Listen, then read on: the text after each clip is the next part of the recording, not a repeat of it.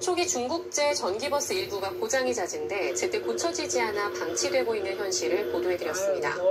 그런데 2017년과 2018년 당시 중국제 전기버스를 구입한 다른 지역 운수회사 역시 비슷한 고충을 겪고 있습니다. 김인성 기자가 보도합니다. 달리던 버스가 갑자기 멈추고 놀란 승객들이 급히 내립니다. 이 중국제 전기버스는 냉난방 시스템과 배터리를 비롯해 여러 잔고장이 지금까지 이어지고 있습니다. 저희들이 강원도에서 아마 제일 먼저 도입을 했어요. 도입을 하고 그때 당시에 전기버스들이 문제가 좀 많이 있었어요. 초창기에서. 그래서 한 1년 지나고부터 차량 결함이 많이 생겼거든요. 이 버스는 국내 한 수입업체가 중국 회사로부터 수입 판매를 했는데 중간에 수입업체가 2차례 바뀌었습니다. 그렇다 보니 버스를 구매한 운수업체들이 차량 수리나 부품 수급에 어려움을 겪어도 해결책을 찾기 어려웠습니다. 저희들이 그 버스를 판매를 해준 거면은 좀 더 잘할 수 있었을 텐데 이게 중간에 이제 몇 년이 지나고 나서 뭐 무상보증이라는 부분도 그렇고 저희들이 계약한 부분이 아니라서 그걸 이제 이렇게 진행이 조금 더딘 부분도 있긴 할 겁니다. 전기버스 도입 초창기 구매액의 90%가량을 보조금으로 주자 많은 운수업체가 이 버스를 구매했습니다. 경기도의 한 운수업체 9개 영업소에 버스 기사가 900명가량 근무하고 있습니다. 이 회사도 강릉의 운수회사처럼 2019년과 2020년 해당 중국업체의 전기버스 30여 대를 구매했습니다. 하지만 너무 고장이 많이 나고 한 번 충전에 100km 남짓밖에 운행을 못해 기사들이 꺼려하면서 지금은 대부분 시내버스가 아닌 마을버스 노선에서 운행하고 있고 일부는 방치돼 있습니다. 또 기사들이 새 차가 나오면 타고 싶어하는 욕망이 있었는데 그런 안 좋은 일들이 많다 보니까는 회피하는 경우도 많았고 그러다 보니까는 그때 당시에 좀 어떤 문제점이 많았다고 냉각, 난방 개통이라든가. 춘천의 한 운수업체 역시 또 다른 중국업체의 전기버스를 도입했었는데 고장이 너무 잦아 애를 먹었습니다. 잦은 고장으로 인해서 일하면서 애로사항이 많았어요. 차량이 수리가 빨리 돼야만이 저희도 정상적으로 그 차를 갖고 계속 운행을 하는데 시간이 오래 걸리니까는. 하지만 부품 수급과 수리에 어려움을 겪는 일이 반복되면서 결국 지난해부터 국산 버스만 구매하고 있습니다. 가장 어려웠던 부분이 부품 수급이에요. 일단 중국에서 생산된 부품이 생산되다 보니까 그쪽에서 저희가 주문을 하면 보통 오는데 거의 한 달 정도 걸리거든요.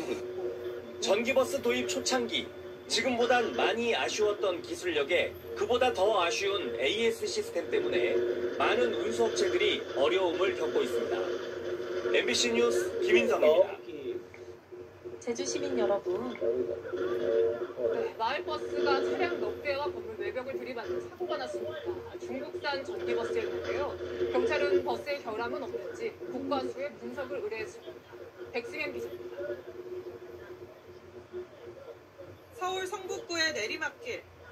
제한속도가 시속 30km인 어린이보호구역을 마을버스 한 대가 질주해 내려옵니다. 속도를 주체하지 못한 채 덜컹거리며 달려갑니다. 잠시 뒤 버스는 신호를 기다리던 차량 넉 대를 들이받고 맞은편 건물과 충돌한 뒤에야 멈춰섰습니다.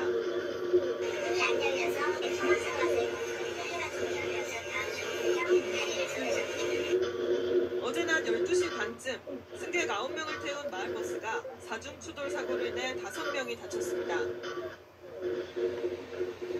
사고 당시 충격으로 차량 진입을 막는 세기등도 뽑혀나갔습니다. 버스기사는 경찰 조사에서 핸들과 브레이크가 작동하지 않았다고 진술했지만 버스 수입사는 운전 미숙을 주장하고 있습니다. 사고가 난 버스는 지난해 9월과 올해 1월에도 내리막길에서 미끄러지는 사고가 났던 중국산 전기버스와 같은 모델입니다. 국토교통부는 같은 버스에 사고가 잇따르자 조사에 나섰습니다. 국토부는 해당 버스가 국내 판매량이 많고 지난해 사고가 여러 번 난 만큼 우리 안전기준에 적합하게 제조됐는지 조사하는 자기인증 적합조사를 올해 시작했다고 밝혔습니다. 경찰은 이번 사고가 운전자 과실인지 차량 문제인지 따져보기 위해 사고가 난 버스를 국립과학수사연구원에 보낼 계획입니다. 채널A 뉴스 백승현입니다.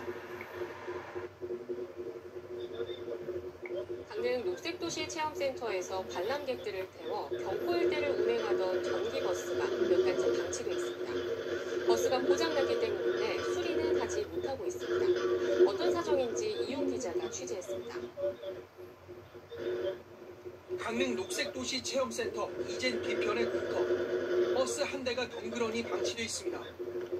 오랫동안 운행하지 않은 듯 버스 외부는 색이 바랬고 타이어에는 거미줄이 쳐져 있습니다. 이 버스는 지난 2014년 녹색도시 체험센터가 문을 열면서 운행을 시작했던 23인승 전기버스입니다. 당시 강릉시가 민간업체로부터 기부받은 것으로 이 전기버스에 방문객을 태워 경포 일대를 돌아보는 체험 프로그램을 운영했습니다. 매년 수천 명이 이용할 정도로 제법 인기를 끌었습니다. 하지만 지난해 말 버스가 고장나면서 그냥 세워두고 있습니다. 강릉시가 손을 쓰지 못하고 망가진 전기버스를 방치하는 이유는 막대한 수리비 때문입니다. 버스 수리에 들어가는 비용은 2억 원. 2013년 만들어진 옛 모델이라 고장이 잦을 수 있기 때문에 차라리 돈을 더 보태 새 버스를 사는 게 낫지 않을까 고민하고 있습니다. 가격이 비용이 너무 많이 나가니까 2억이 넘게 드는 거예요. 저 지금 새로 구입을 하게 되면은 한 3억 5천이나 4억 정도는 구입을 할 수 있는 거를. 그렇다고 새 전기버스를 사는 것도 만만치 않습니다. 코로나19 전국 속에 지자체마다 예산을 절감하는 분위기여서 구매 비용을 확보하기가 어려운 상황입니다. 녹색도시 홍보에 활용됐던 전기버스가 고철덩어리 취급을 받는 애물단지 신세가 됐습니다. MBC 뉴스 이용입니다.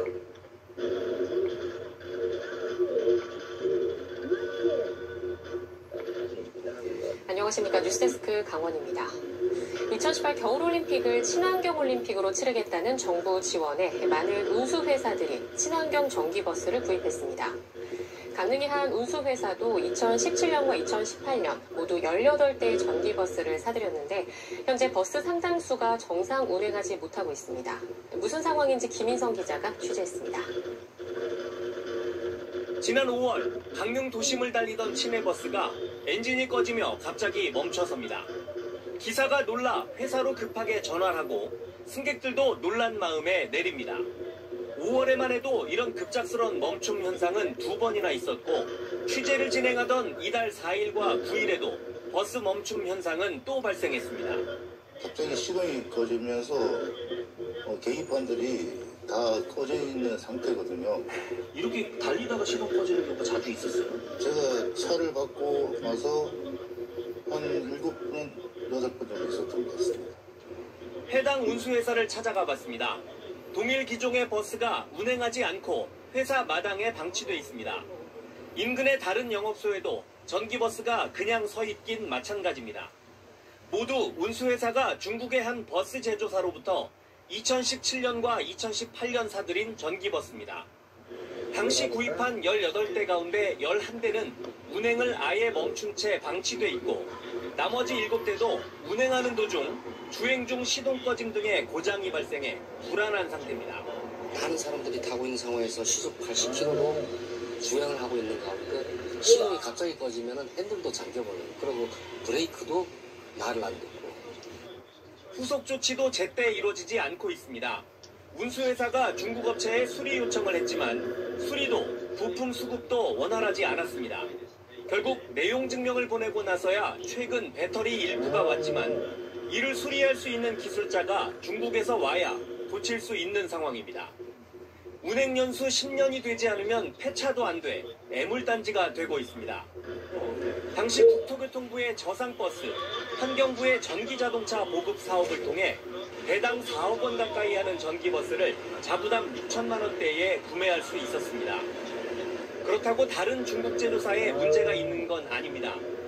이 운수회사는 2019년 이후 다른 중국 제조사 2곳에서 29대의 전기버스를 추가로 구입했는데 큰 고장도 없고 수리와 부품 수급도 문제가 없는 실정입니다. 운수회사 측은 특정 중국 제조사의 전기버스를 둘러싼 문제의 취재에는 응했지만 정식 인터뷰는 하지 않았습니다.